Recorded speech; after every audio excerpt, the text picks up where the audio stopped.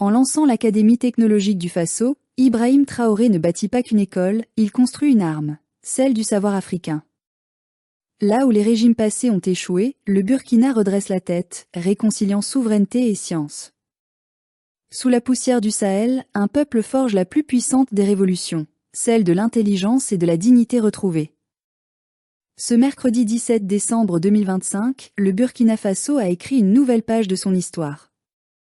Le Conseil des ministres, sous la direction du capitaine Ibrahim Traoré, a adopté un rapport majeur pour la création de l'Académie technologique du Faso, une institution ambitieuse dédiée à la formation d'excellence dans les domaines scientifiques et techniques. Pour beaucoup, ce projet n'est pas un simple programme éducatif. C'est une déclaration.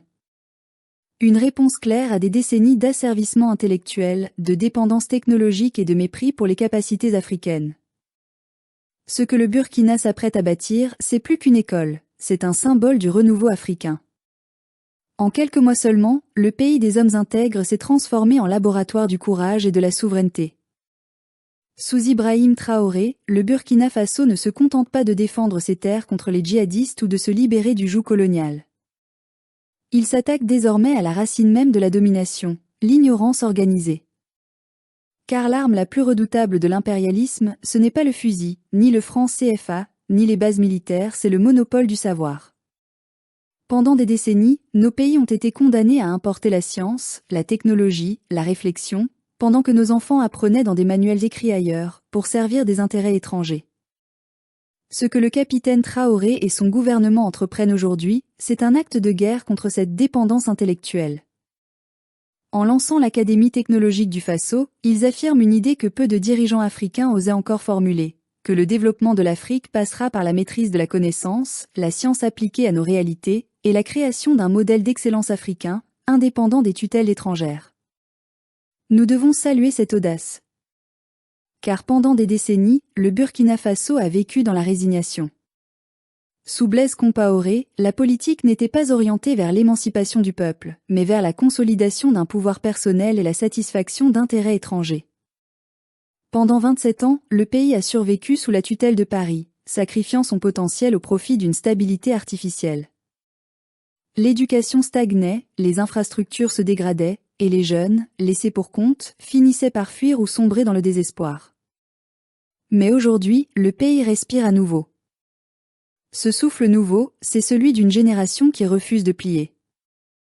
En 2 ans, le Burkina a fait ce que Compaoré n'a pas su faire en 3 décennies, restaurer la dignité nationale, affirmer la souveraineté du pays, renforcer l'armée, relancer la production agricole, construire des infrastructures locales et désormais, préparer la renaissance scientifique du continent. Ce projet d'académie technologique n'est pas une idée abstraite sortie des laboratoires de consultants occidentaux. Il est né de la réalité du terrain, de la vision panafricaine d'un État qui veut former ses propres ingénieurs, ses propres chercheurs, ses propres inventeurs. Le Burkina veut cesser d'être un simple consommateur de technologie. Il veut redevenir un créateur. Et cela, c'est révolutionnaire.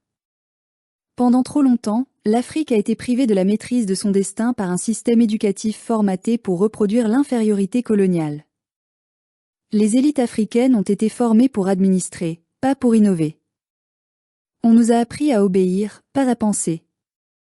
Nos universités, sous-financées, ont produit des diplômés sans moyens, pendant que nos matières premières servaient à financer les grandes écoles de nos anciens maîtres.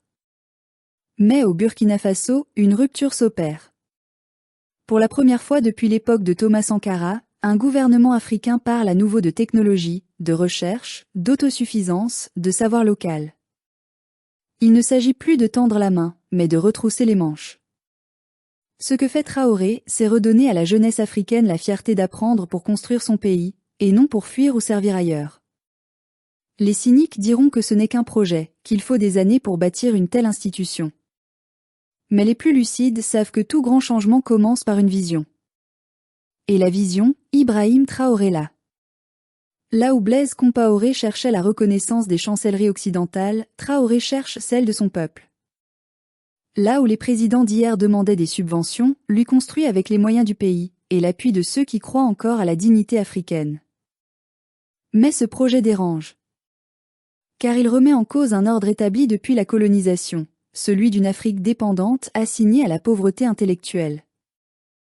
Les puissances occidentales, qui ont toujours vu le continent comme une réserve de matières premières et de main-d'œuvre bon marché, ne peuvent accepter l'émergence d'une Afrique qui pense, qui crée, qui invente.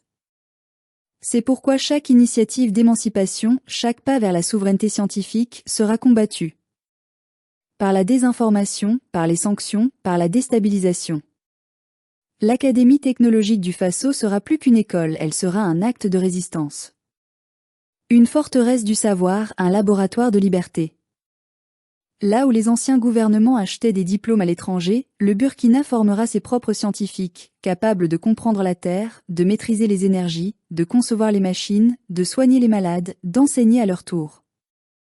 C'est une révolution silencieuse, mais c'est une révolution réelle. Et il faut le dire haut et fort, l'Afrique ne pourra jamais se libérer si elle continue d'importer son éducation. Un peuple qui ne pense pas par lui-même ne sera jamais libre. Le savoir est la première arme de la libération. Ce que Sankara avait commencé, Traoré le poursuit, mais avec les outils de son temps, la technologie, la science, la coopération entre les nations africaines libres. Nous, panafricains, voyons dans cette initiative un signal fort, l'Afrique n'est plus à la traîne. Elle s'organise, elle s'affirme, elle s'unit. L'alliance des États du Sahel, le renforcement de la défense souveraine, la création de projets structurants comme cette académie, tout cela s'inscrit dans une même dynamique, celle du réveil continental. Ce réveil, il dérange les puissants, mais il inspire les peuples. Et c'est pour cela que nous devons le protéger. L'histoire récente du Burkina montre que les dirigeants courageux sont toujours en danger. Sankara a été abattu pour avoir voulu briser les chaînes. Traoré marche sur ses traces, mais cette fois-ci, il n'est pas seul. Il porte avec lui l'espoir de toute une génération africaine décidée à reprendre ce que l'histoire lui a volé. L'avenir du Burkina Faso ne se jouera plus à Paris, ni à Washington. Il se jouera à Ouagadougou, à Bobo-Dioulasso, à Koudougou, dans les salles de classe, dans les laboratoires, dans les champs, dans les casernes. Ce pays, qui a connu tant de souffrances, tant de trahisons, montre aujourd'hui au monde entier que la dignité n'a pas de taille, que la grandeur ne dépend pas de la richesse, mais du courage. Oui, le Burkina Faso peut relever le défi de la science et de la technologie. Parce que là-bas, il y a une vision. Parce qu'il y a un peuple debout. Parce qu'il y a un président qui croit encore que l'Afrique n'est pas condamnée à être à genoux. L'Académie technologique du Faso n'est pas seulement un projet éducatif, c'est une promesse faite à l'histoire. La promesse qu'un jour, nos enfants apprendront dans leur propre langue, sur leur propre terre, avec leurs propres outils. La promesse que la lumière du savoir ne viendra plus de l'extérieur, mais brillera de l'intérieur. Et ce jour-là, les chaînes invisibles tomberont pour de bon.